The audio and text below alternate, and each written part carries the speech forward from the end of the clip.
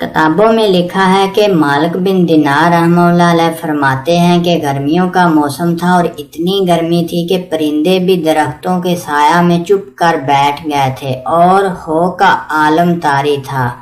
سورج آگ برسا رہا تھا، باہر کوئی زیر و نظر نہیں آ رہا تھا۔ اتنے میں مجھے کسی ضروری کام کی وجہ سے نکلنا پڑ گیا۔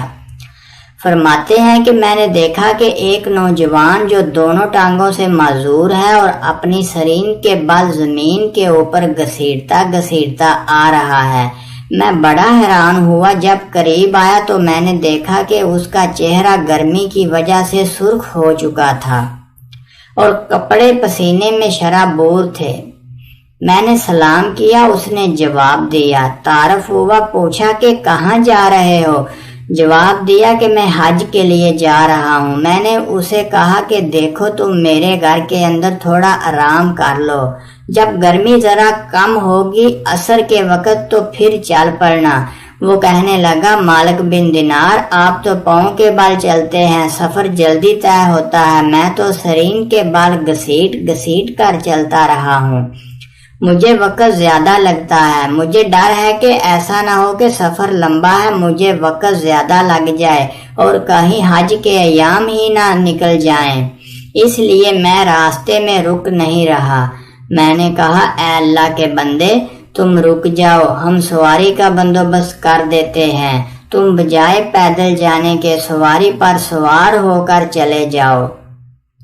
کہتے ہیں کہ جب میں نے یہ کہا تو اس نوجوان نے غصے کی نظر سے میری طرف دیکھا اور کہنے لگا کہ اے مالک بن دینار، میں تمہیں عقل مند سمجھتا تھا، آج پتہ چلا کہ تم عقل سے بالکل عاری ہو۔ میں نے کہا، وہ کیسے؟ عرض کیا کہ تم بتاؤ، اگر کسی غلام نے اپنے مالک کا جرم کیا ہو، نافرمانی کی ہو، اور پھر وہ سوچے کہ میں اپنے مالک کو منانے کے لیے جاؤں، اب مجھے بتاؤ کہ اس غلام کو سوار ہو کے جانا اچھا لگتا ہے یا پیدل؟ اپنے مالک کی خدمت میں تو عاجزی کے ساتھ پیش ہونا اچھا لگتا ہے۔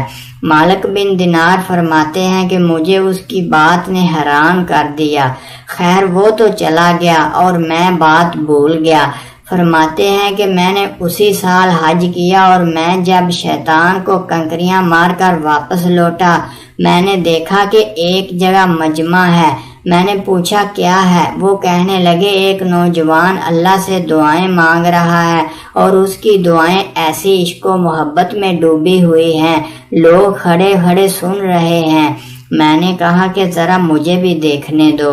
کہتے ہیں راستہ لیا، جب دیکھا تو وہی نوجوان دعائیں کر رہا تھا اور کہہ رہا تھا، اے اللہ تیری مہربانیاں شامل حال ہوئیں، میں نے تیرے گھر کا بھی طواف کیا، حجر اسود کو بھی بوسہ دیا، میں نے مقام ابراہیم پر بھی سجدے کیے، غلاف کعبہ کو پکڑ کر بھی دعائیں مانگی، اللہ وقوف عرفات میں بھی حاضر ہوا، مزدلفہ میں بھی حاضر ہوا۔ اے مالک، میں نے شیطان کو کنکریاں مار کے اپنی دشمنی اور نفرت کا اظہار کر دیا۔ اے اللہ، اب قربانی کا وقت آ گیا، یہ ارد گرد سب استاد لوگ کھڑے ہیں، یہ جائیں گے اور جانوروں کو قربان کریں گے، اور مالک تو جانتا ہے کہ میرے پاس تو حرام کے کپڑوں کے سوا کچھ اور نہیں ہے۔ اے اللہ، آج میں اپنی جان آپ کے نام پر قربان کرنا چاہتا ہوں، میرے مالک میری اس قربانی کو قبول کر لیجئے۔ کہتے ہیں مجمع کے سامنے اس نے یہ بات کہی، کلمہ پڑھا اور اس کی روح پرواز کر گئی۔ اللہ کے چاہنے والے ایسے بھی گزرے ہیں، اللہ کی محبت میں جان دینے والے اور اللہ کے نام پر جان دینے والے ایسے بھی گزرے ہیں۔ اللہ اکبر۔ اگر آپ کو ویڈیو اچھی لگے تو پلیز چینل کو ضرور سبسکرائب کر دیجئے۔ Thank you very much. اللہ ہم سب کا حامی و ناصر ہو، آمین ثم آمین۔